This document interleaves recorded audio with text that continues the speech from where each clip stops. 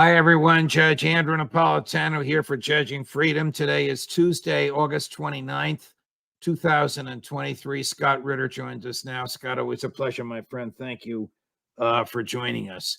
You have written a long and interesting analysis of Wagner and Prigozhin and his relationship to Vladimir Putin and the Kremlin, and Wagner and its relationship to the Russian military.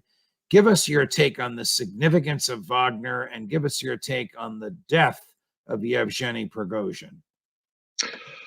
Well, I mean, let's put Wagner in perspective. It was a private military company that was given a unique opportunity to have a meaningful role in Russian national security, not only in Ukraine, which it has done so successfully since 2014, but also in the Middle East and Syria, Libya, in Africa, the Central African Republic, Mali, potentially in Niger. Wagner is at the center of Russia's national security outreach in these areas. In the war in Ukraine, even though Wagner, numbered 30,000 fighters in a war where the Russians have, mobilized 300,000 troops on top of 250,000 they already have, 200,000 volunteers.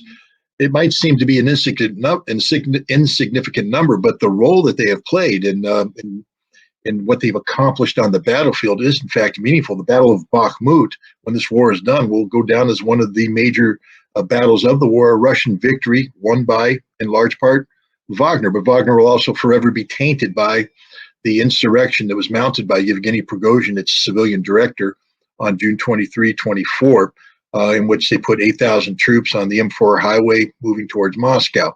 It eventually was brought down under threat by Vladimir Putin.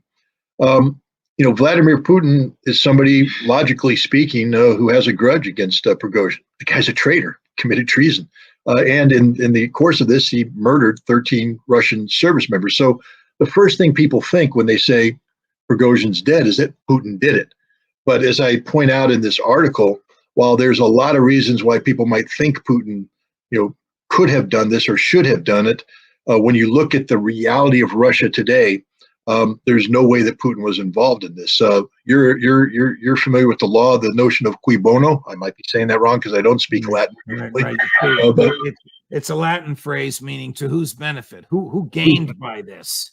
And Putin gains nothing and loses everything by this. If Putin wanted by Prigozhin's death under these circumstances. Correct. Under the circumstances where Prigozhin died, the timing of Prigozhin's death, Putin gains nothing. It puts everything at risk because it rips off a scab that had been, the wound that was trying to heal from the June insurrection. Putin could have crushed Prigozhin at that time. He had the forces available. They were positioned to slaughter the Wagnerians. And it would have been a bloody but one-sided fight, meaning every Wagnerian would have died, including Prigozhin. Putin chose not to go that route because he didn't want to disrupt Russian society, create the potential for civil conflict, to weaken Russia at a time when they're dealing with a major Ukrainian counteroffensive backed by the collective West. So he opted for the non-violent diplomatic approach, sending Prigozhin into exile in Belarus. Why do that? Why go through the angst and anxiety, the finger pointing, people calling him weak, all that, if you're just going to turn around and kill him anyways in Russia, high profile, at a time when you just had the greatest diplomatic victory in modern Russian history with BRICS, the expansion of BRICS. And I don't think the American audience totally understands what happened in South Africa last week with the expansion of BRICS and how this fundamentally changes the world we live in. But that's a different topic. Russia played an important role in that. Why would Putin suck all the oxygen out of that story by bringing Prigozhin down over Russian territory under suspicious circumstances? It just doesn't make any sense whatsoever. And yet intel, Western intel, CIA, MI6, has been feeding Western media, front page, top of the fold, New York Times, to persuade Western thinking that it was more likely than not Putin's order or someone doing it because they thought that's what Putin wanted. If we eliminate that as just propaganda, and then we'll move on to another topic once we finish with Prigozhin. Uh, what is more likely than not the cause of this? It was his private jet. There were 6 passengers. They were all, including him, high-ranking Wagner people, and there were 3 crew. What is more likely than not the cause of the downing of this jet? Okay, well, let's make this as easy as I can.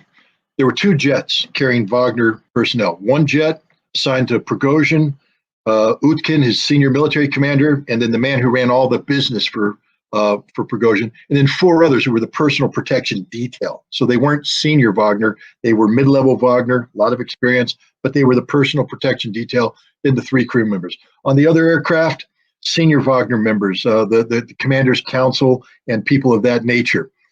Prigozhin's very security conscious. Those planes, and Wagner's very security conscious. In order for that plane to be blown up by a foreign intelligence service or internal people or something, somebody had to gain access to that aircraft and place a bomb on that aircraft. Which aircraft? Prigozhin doesn't make the decision which aircraft he's going to be on until the last second. So they couldn't have smuggled the bomb on earlier. It had to be instantaneous response. That's very difficult to do, especially when the airplane's protected by a 4-man heavily armed personal protection detail who screens the aircraft as they're before Prigozhin gets on, after he gets on, etc. Like I said, at the last second, he could announce a manifest, swap it, something. This was the last second. If this was a bomb, it was literally put on at the last second because the right airplane blew up, not the other airplane. I find that to be very difficult. No, I know how operatives. I don't think the CIA, MI6, the Ukrainians, the British, the French are that good to have somebody right there deployed, because that means you have to have an assassination team already in Moscow with explosives ready to respond instantly to a highly secure area, gain access, figure out which plane he's on, plant the bomb, then get away. Nobody's that good. Could Mafia have done it? Again, the same thing. They have to have a team with explosives packaged to go on an airplane, able to respond, pick the plane, the right plane, get it on, get out. Or the bomb's already on the airplane. And what I mean by that is the personal protection detail carries ammunition, pyrotechnics, high explosives that are used. And personal, the flashbangs, the smoke to break contact, the ammunition that's used, that's all on the airplane. And Occam's razor suggests that the solution that is the least complicated is probably a solution. I lean towards this was a tragic accident, the mishandling, or somehow the bomb that they brought with them, the ammunition, the pyrotechnics, went off in that plane and brought it down. That's the most likely for me. It doesn't mean that that's the answer. Somebody could have actually done this, but as I said, all the hurdles that have to be accomplished to be a targeted assassination, that's just a bridge too far from a logical. Is there a criminal investigation, and if there is it credible?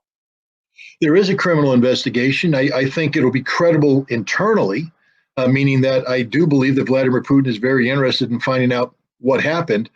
Whether or not the results will be released to the public is a different game, because I'm not a Russian. I don't play Russian politics. Be that as may, and also you have to understand that if I believe that this was an accident, that it is easily determined. I think forensically they probably have a good idea what's going on. When you go in and swab things, get the residue, run it through the gas chronometers, and get all the high explosive details, it becomes obvious what set this off. When you look at the airplane, reconstruct the damage done, although the plane was badly burned, it's obvious. I think the Russians probably right now have a good idea how it happened. Now, if somebody did this, then the question is, who did it? And that's a more complicated question and require more investigation. Did the other plane, the so-called second plane, have the same type of explosive materials and ammunition on it? I don't know if the Commander's Council has the same level of personal protection that Prigozhin and Utkin and stuff would have. My guess is yes, there is a personal protection, because that personal protection detail also drives the cars and is responsive. So I think they would have a similar level of personal protection that Prigozhin had, which means that they had the same package on board that Prigozhin had. Let's switch our focus to the war in Ukraine. Earlier today, I interviewed Patrick Lancaster, courageous, intellectually honest, utterly fearless American independent journalist who's operating now from the Donbass region, who speaks Ukrainian and speaks Russian, and is really the only Western journalist anywhere around there. I asked him, and he answered about Western weapons being used to kill Ukrainian civilians in Ukraine. How much longer can the Ukrainian military last, no matter what NATO and the Biden administration send there? The only thing that's holding them up is the Western supplied weapons. That's why every day or every other day, Western supplied weapons are killing civilians here in Donetsk and across Donbass. This is just going to continue to go on until the West can't supply any more weapons. I don't think the American public understands, Scott. You have been saying this consistently, that the Ukrainian government and the Ukrainian military is shelling its own people in Ukraine and killing them, civilians and children. And Patrick Lancaster witnessed that with his own eyes, and you heard what and saw what he just said. Two things. One, this has been ongoing since April of 2014, when the Ukrainian government designated the Donbass as a anti-terrorist operation, and all of the ethnic Russians who were opposing the Ukrainian Nazis, Ukrainian nationals, as terrorists. So they have given a green light to strike the civilian populations because they're considered to be terrorist populations. Two, look at Patrick Lancaster. Look at the emotion there. Understand where this emotion is coming from. This is a man who sees on a daily basis dead children, dead women, dead elderly people. Innocent civilians doing their life, going about their life, are slaughtered on a daily basis by Ukrainian artillery, our artillery shells. They're firing our cluster munitions, our high explosives that we gave them ostensibly to respond to the Russian military. They're deliberately targeting civilian areas because they don't view them as civilians. They view them as terrorists. And they're doing this on a daily basis with our weapons, and he sees it. You can see the pain in his eyes. Look at his face. This is a deeply emotional man. He wears his heart on his sleeve, as he has every right to. But there's going to be some people who will look at that and say, well, he's a little unhinged. You would be too if you saw on a daily basis what Patrick Lancaster sees. He doesn't just report the war, man versus man on the battlefield. He reports the uncovered war, the reality that the Ukrainian military has since 2014 been waging a war against the civilians of the Donbass because they're not considered civilians in the eyes of the Ukrainian government. They're considered terrorists. Here's what he had to say about Western media lying.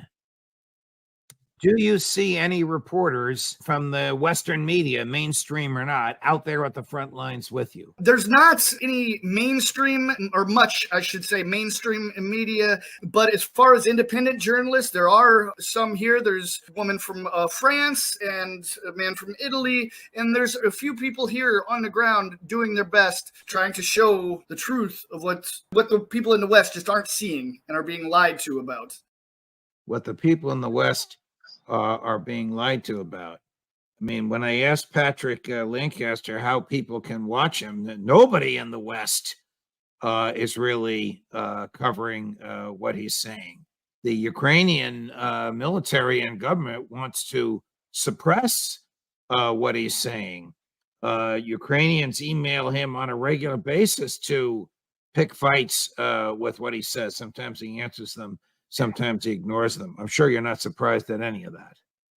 No, let's remember, people will automatically attack him because they're going to say, look, Patrick is operating in the Donbass, that's Russian-controlled territory, and clearly he must be a Russian propagandist because 2 + 2 = 4 in their mind. Patrick Lancaster reports honestly and openly. I don't always agree with his interpretation. For instance, he reported from Rostov-on-Don during the Wagner insurrection, and he was very, very sympathetic to Prigozhin, to Wagner, etc. I didn't agree with his spin, but I respect the fact that he's on the ground doing it. But anybody who says that he's a propagandist working Putin are working for the Russian government. They don't know Patrick Lancaster. He's there reporting the truth. On the other hand, all these New York Times reporters, Washington Post reporters, CNN, everybody else who comes into Ukraine to service the so-called free press, you do know that everything they do is controlled by the Ukrainian government, by the United States government. They're not allowed to report certain things. They're not allowed to say certain things. They are prepackaged stories where the story is already written before they go to the front lines. Their job is to collect the information and come back and put photographs to a story that's written. That is controlled media. Patrick Lancaster is not controlled media.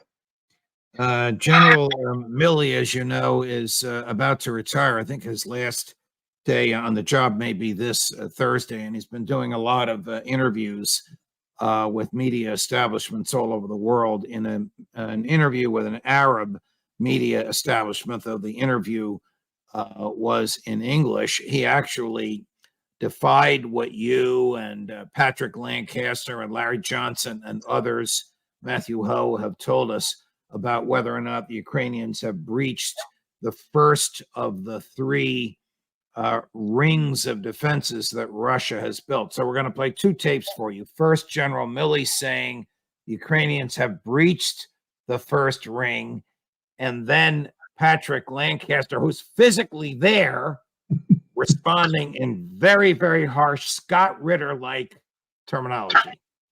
They've attacked through the first main defensive belt. This is a defense in depth that the Russians had many months to prepare. It's got minefields, it's got dragon's teeth, it's got tank ditches. It's a very, very complex set of defensive preparations that the Ukrainians are fighting through. And they're fighting through it. The Ukrainians have a significant amount of combat power remaining. This is not over yet. So I think it's frankly too early to say whether it succeeded or failed. It clearly has had partial success. You're there. Your eyes and ears and soul and heart are right there. He's in Washington. He's just playing word games.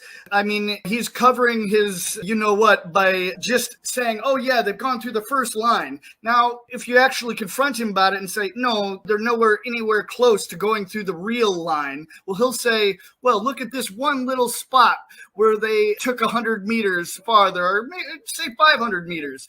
Maybe took one village here and there, when over here Russia took 3. It's just word games saying, okay, in one spot maybe there is a little bit of forward action, but no considerable movement as far as the front line goes. It's just playing word games to confuse people and to try to lead people into a certain way of showing them that their tax dollars aren't going to waste and their tax dollars aren't only killing civilians. Boy, you talk about emotion and passion, Scott. Confronting the senior American military official and accusing him of word games was profound. But the bottom line remains, you can address this better than I. There is zero evidence, zero, to support General Milley's claim that the Russians have approached or breached the first of those that the Ukrainians have approached or breached the first of those Russian defensive rings. Look, the defense that is laid out by the Russians in the Zaporizhia area, where the main fighting is taking place and on up, is, as General Milley said, in depth. I don't think either General Milley is willfully lying or he doesn't understand the true nature of Russian defense. The first line of defense is not the forward edge of the battle area. The first line of defense is what General Milley alluded to, dragon's teeth. These are these concrete obstacles designed to stop vehicles from moving forward. Dig deep anti-tank trenches designed to capture tanks. Is a physical barrier in front of which is minefields. That is the first line of defense. The Ukrainians have not reached that. They are operating in the forward defensive zone, which is a crumple zone designed to break up the Ukrainian attack before they get to the first line of defense. The Ukrainians have not penetrated through the crumple zone, this forward area. They have taken one village. When I say taken, it's Robotyno, the center of this fight. The Ukrainians come in, they grab the village, their vehicles are destroyed, the artillery comes in, crushes their infantry, they're pushed out by a Russian counterattack, and then they come back. The Russians are screening this forward defense area with about 5,000 troops who are confronting a Ukrainian force of around 20 to 30,000 troops. So 500 troops. The screening force for the Russians is 500 troops, and they're screening against 20 to 30,000 Ukrainians, doing it by pulling back artillery, aircraft, taking them, punching back. This isn't the first line of defense. The Ukrainians haven't reached it, and they're unlikely to reach it. But here's the bad news for Miley. General Alexander Romanchuk, who designed this defense, he's the master of Russian defensive warfare. The first line of defense is meant to be broken. I mean, that's what Miley doesn't understand. This is one giant trap for the Ukrainians. They're coming in, getting their forces attrited. When they reach the first line of defense, the Russians will hold them and hold them and hold them as they commit. They commit, and then the Russians will pull back to the second line of defense, bringing the Ukrainians through a designated area, in which is a fire cauldron. The hell will come down on them and wipe them off the face of the earth. But that isn't happening because the Ukrainians can't even make it to the first line of defense. But Miley doesn't understand. Reaching the first line of defense and breaking it does not signify a Ukrainian victory. That's part of the Russian defensive strategy. But the Ukrainians aren't even good enough to kick that part in. Two more videos I want to show you. We're saving the best for last. This is General Ben Hodges saying what he said before, but this is very recent. And I don't know where he comes up with this, but we'll let him speak for himself, arguing that there is a theory and there's a practical means for Ukraine to remove the Russian military from Crimea. I believe that the operational priority is to cause the Russian forces to leave Crimea. That, I think, is the most important thing that has to be done. In order to do that, of course, Ukraine needs more long-range capabilities that could hit all the airfields and in the seaport of Sevastopol, for example. But that also means they've got to get closer to the land bridge.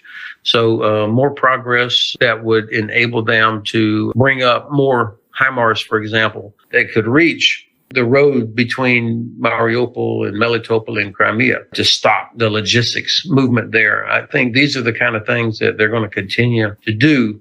I don't know exactly where the best place is, but the general staff knows where the best place or places will be to do that. When he says general staff, does he mean American or NATO? Is he suggesting that the West is preparing to do the impossible, help Ukraine invade Crimea? No, I think he was implying that the Ukrainian general staff, together with the assistance of NATO and the United States, knows the best place. But hey, pro tip, General Hodges, we're looking at it, dude. The best place we know. It's been broadcast. Let me give you a hint. The battle for Robotyno. You pierce the first line of defense. You reach the second line of defense outside of the city of Tokmak. You pierce that. Then you move to the third line of defense, which is the city of Melitopol. You have to pierce that before you can do what you say. Broaden the breach, bring in the HIMARS, bring fire down on the road that connects Crimea with the west of Russia. That's the plan, General. That's what they're trying to execute.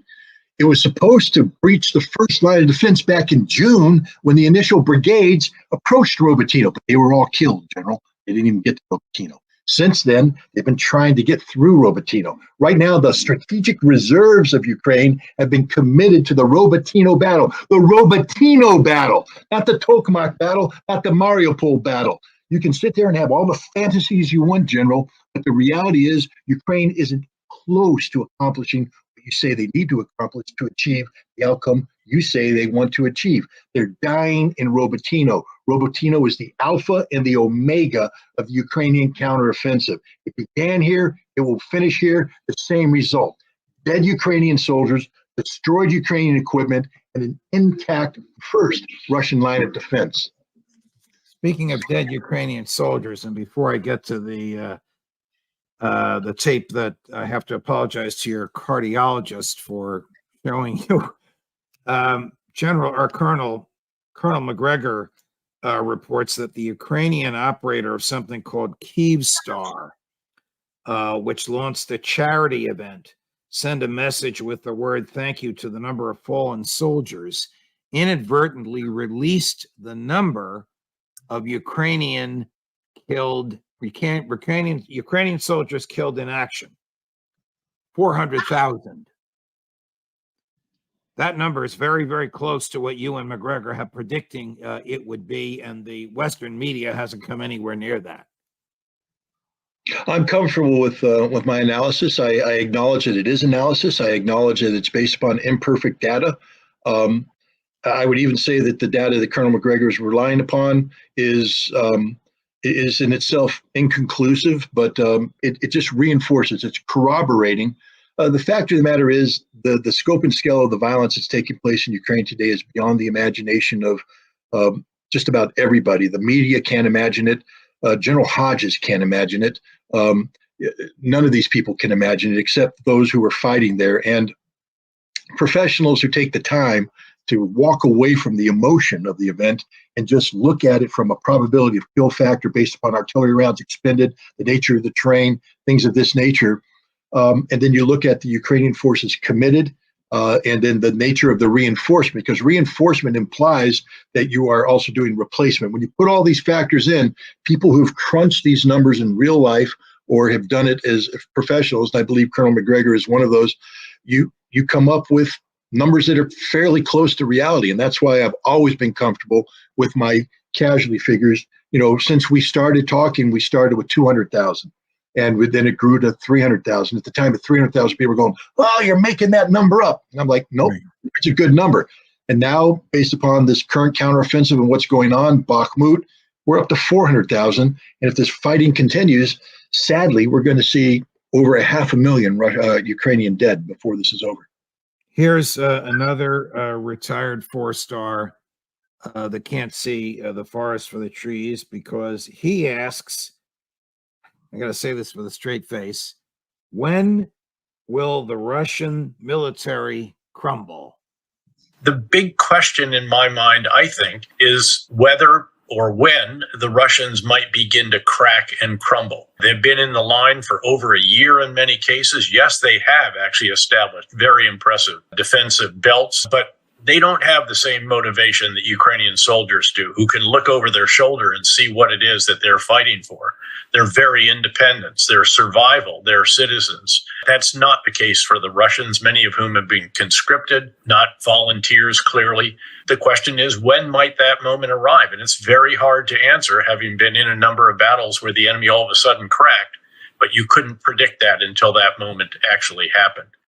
Did you hear what he said at the end, that he has been in battles where the enemy cracked? I didn't know that he was ever in any battle. This is General David Petraeus, of course, but not to get too personal about him. What the hell is he talking about when the Russians will crack and crumble? Well, you know, there's this the one of the underlying premises of the current Ukrainian counteroffensives is that they'll be able to replicate what they accomplished last fall. If you remember last fall, the Russians were drastically overextended in the Kharkov area. They had gaps, and there was no defense in depth. They had gaps in their initial defensive line of 5-10 kilometers that the Ukrainians, with help from the West, were able to penetrate, get into the rear, and it created the requirement for a precipitous withdrawal of the Russians out of the Kharkov area to their current line of defense, where once they consolidated their troops, eliminated the gaps, they held like a steel wall. But the feeling is that, you know, the Russians broke and ran. They don't, you know, I think that's a misinterpretation. I don't think the Russians are having a good day, but they didn't break and ran because they basically withdrew under pressure to their new defensive lines. But the interpretation was they ran. And so the feeling is that now with these 300,000 mobilized troops, with volunteers, with troops, contract troops that have been there for a long time, that you could replicate the breaking and running aspect of it. It hasn't worked. Look, the best example of why this will never work and why General Petraeus is wrong is in the story of the Russian tank Alyosha. I think a lot of people are familiar with this. There's a video out there that showed this one tank charging into battle, taking on a column of 8 Ukrainian vehicles, 2 tanks, 6 armored fighting vehicles, and destroying them all. One tank against that. And the way that tank went in, rode up, fired, pulled back, rode up, fired, pulled back. Well, the crew was awarded the hero of Russia. Vladimir Putin personally gave this to the crew. Let's talk about the composition of the crew and their commander. The crew was a mixture of contract soldiers. Those are professional soldiers like our volunteers. There was one. A volunteer, that's a guy who just said, hey, I'm volunteering for this operation, for the special military operation.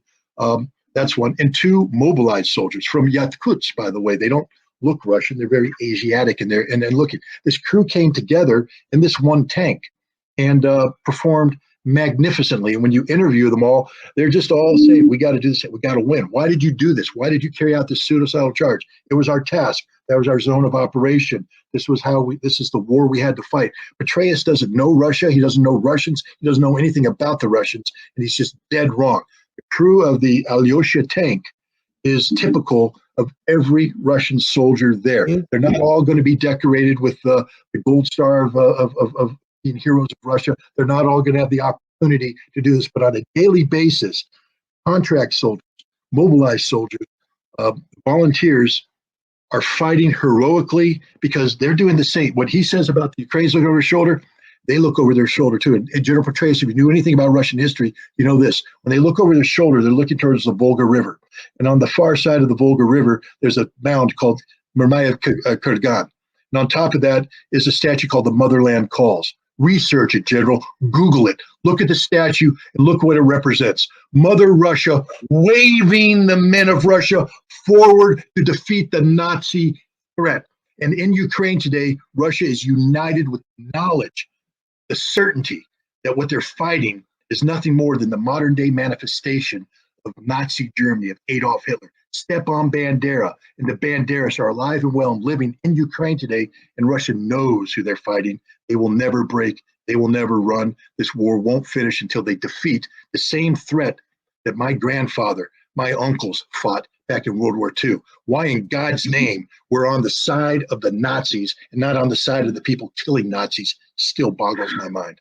I was going to ask a few more questions, but I have to end with that because of the drama and the force of your argument, Scott. Thank you very much. Always a pleasure, my dear friend. Have a great coming up in 3 days holiday weekend. We'll talk to you again soon. Thank you very much. Thank you. Boy, if you like that, and I suspect you did, like and subscribe. We're up to 190,000. It might be 191 because we've been on air for a while. Our goal is 200,000 subscribers by Labor Day. Help us get there. Like, subscribe, tell a friend, remind them of what we do, remind them of our openness, remind them that they will get an understanding of what's going on in Russia and Ukraine here that they won't get anywhere else from mainstream media. And on top of that, they get me looking out for your liberty.